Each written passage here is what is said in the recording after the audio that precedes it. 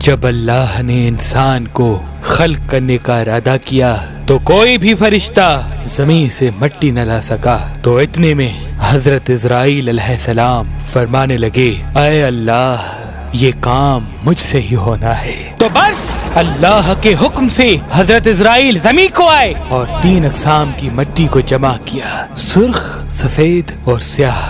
پھر اس مٹی کو مکہ اور طائف کے درمیان رکھا گیا اور مسلسل باران رحمت برستی رہی۔ پھر اللہ نے اس مٹی کو عرش پہ بلایا اور حضرت آدم علیہ السلام کا پتلا تیار کر دیا اور 40 سال تک وہ جنت میں رکھا گیا۔ ہر فرشتہ اس مجسمے کو دیکھتا کہ یہ مٹی کا بنا ہوا پتلا کیسے چلے گا، کیسے بات کرے گا، کیسے زندہ ہوگا۔ 40 سال تک اللہ نے اس نشانی کو قائم رکھا اور پھر ایک دن جنت کے تمام فرشتوں کو حکم دیا کہ آج میں اپنی اس میں روح ڈالوں گا، اور جب ایسا ہو تو تمام فرشتے اس آدم کو سجدہ کر دینا۔ سب فرشتے حیرت سے پتلے کو دیکھ ہی رہے تھے۔ اتنے میں اللہ نے اس مٹی کے مجسمے میں اپنی روح ڈالی تو آدم علیہ السلام نے چھینک لی اور تمام فرشتے سجدے میں گر کے اللہ کی تعریف کرنے لگے سوائے ابلیس کے، اور وہ تکبر اور حسد کر بیٹھا۔ اللہ نے اسے اپنی دربار سے نکال دیا۔ پھر اللہ نے حضرت آدم سے بی بی حوا کو پیدا کیا اور ان کی جنت میں کی گئی غلطی کے سبب ان کو زمین پہ بھیج دیا، اور یہ حکم نافذ کیا کہ اب جنت میں وہی آئے گا جو یہ ثابت کرے کہ وہ ہمارا فرما بردار ہے۔ اور یوں انسانوں کے لیے دنیا میں امتحانات کو رکھا گیا تاکہ ہر انسان امتحان دے کر اللہ کو راضی کر کے جنت تک پہنچ سکے۔ تاریخ نے لکھا جب آدم و بی بی حوا زمین کو آئے تو 200 سال تک ایک دوسرے سے جدا رہے اور اللہ سے معافی مانگتے رہے۔ بالآخر اللہ نے ان کی توبہ قبول کی۔ حضرت جبریل علیہ السلام انہیں مکہ میں جبل عرفات پر چھوڑ آئے اور وہ ساتھ رہنے لگے، اور پھر اللہ نے حضرت آدم کو حکم دیا کہ وہ خانہ کعبہ تعمیر کریں، اور حضرت جبریل اور حضرت آدم نے مل کے ایک گھر کا نشان قائم کیا جس کو بعد میں تعمیر حضرت ابراہیم علیہ السلام نے کیا، اور جسے آج بھی اللہ کا گھر خانہ کعبہ کہتے ہیں۔ حضرت آدم علیہ السلام جب اپنی خطا کو لے کے پشیمان ہوتے تھے یا اللہ کی عبادت کرنا چاہتے تھے تو اس جگہ آ کے اللہ کا ذکر کر کے اللہ کو راضی کیا کرتے تھے۔ حضرت آدم علیہ السلام نے 960 برس کی زندگی پائی، جبکہ آدم علیہ السلام کی زندگی 1000 سال کی تھی، کیونکہ جب آدم علیہ السلام جنت میں تھے تو اللہ نے حضرت آدم علیہ السلام کو ان کی تمام اولاد جن جن کو نبوت ملنی تھی ان کی شخصیت اور ان کی عمر آدم علیہ السلام کے نزدیک واضح کر دی۔ آپ نے جب حضرت داؤد علیہ السلام کی عمر کو 60 سال تک دیکھا تو اللہ سے کہنے لگے، اے اللہ میری عمر کے 40 سال میرے پوتے داؤد کو دے دے۔ تو یوں آپ کی دعا قبول ہو گئی۔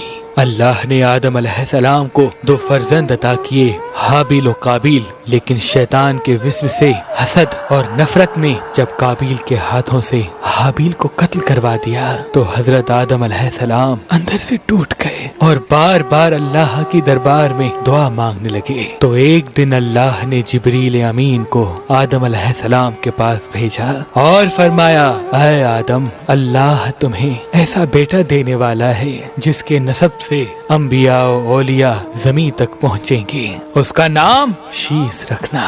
شیس کا مطلب ہے اللہ کا عطا کیا گیا تحفہ۔ اور یوں اللہ نے آدم کی نسل کو زمین پہ پھیلا دیا۔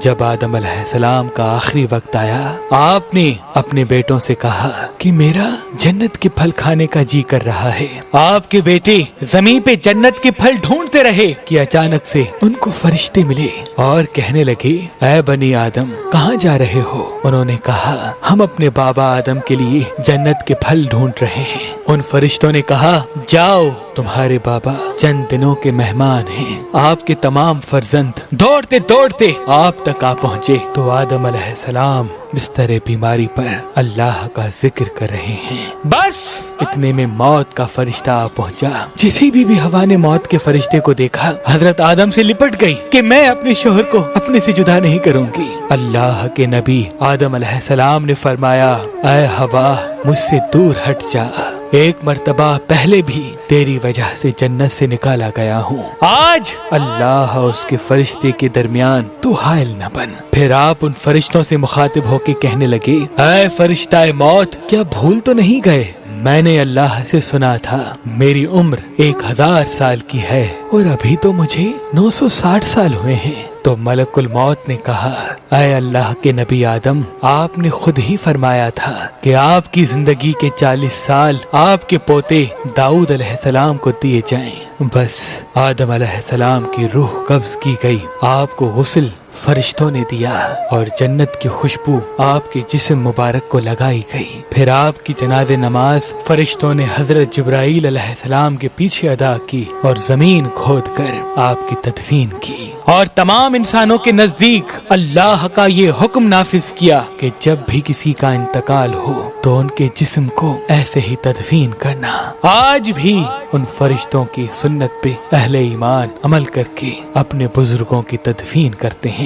आपकी कब्र मुबारक की जगह को लेके इख्तिलाफात हैं। कुछ मौरखीन के नजदीक आपकी जाए तदफीन श्रीलंका, तो कुछ के नजदीक जबले अबी कबीस, तो कुछ के नजदीक इराक और कुछ के नजदीक मस्जिद खरीफ के सहन या अंदर। बाज रवायतों में ये भी है कि जब हजरत आदम अलैहिस्सलाम का रूह कब्ज करने के लिए फरिश्ता मौत आ पहुंचा तो आपने अपने बेटे, जिसको आपने अपना जानशीन बनाया था, हजरत शीस अलैहिस्सलाम से कहने लगे कि ऐ मेरे जानशीन, मैंने अल्लाह से सुना था कि अनकरीब इस जमीन पे एक बहुत बड़ा तूफान आएगा। अगर तुम उस वक्त तक मौजूद रहो तो मेरे जिस्म को उस कश्ती नूह में सवार करना जो निजात का वसीला है, और अगर तुम उस वक्त तक ना पहुंचो तो अपनी औलाद से वसीयत करना कि मेरे जिस्म को कश्ती नूह में सवार करे। तारीख ने लिखा, जब तूफान नूह आया तो हजरत नूह अलैहिस्सलाम ने अपनी कश्ती में हजरत आदम और बीबी हवा के जिस्म मुबारक को अपनी कश्ती में सवार किया और बैतुल मुकद्दस या इराक में उस जगह तदफीन किया जहां उन्होंने अपनी ही कब्र बनाई और बीच में एक कब्र खोद के अपनी तहरीर छोड़ दी। और जब इमाम अली अलैहिस्सलाम ने शहादत पाई तो उन्होंने वसीयत की, मेरे जनाजे को ऊंट पे रख के हसन और हुसैन पीछे चलते रहना, जहां ऊंट रुकेगा वहां एक चमकीला पत्थर होगा, उसको हटाना तो मेरी कब्र बनी होगी। जब इमाम हसन और हुसैन उस जगह पहुँचे जहाँ ऊंट रुका, उस चमकीले पत्थर को हटाया तो एक तरफ हजरत आदम अलैहिस्सलाम की कब्र बनी थी, दूसरे तरफ हजरत नूह अलैहिस्सलाम की कब्र बनी थी और बीच में एक कब्र खुदी हुई थी और उसमें तहरीर था कि ये कब्र नूह अलैहिस्सलाम ने अपने हाथों से वक्त के इमाम और रसूल अल्लाह के वसी अली इब्ने अबी तालिब अलैहिस्सलाम के लिए बनाई है। आज भी इन मुकद्दस मज़ारात की ज़ियारत के लिए लाखों लोग इराक आते हैं और ज़ियारत करके अपना ईमान ताज़ा करते हैं।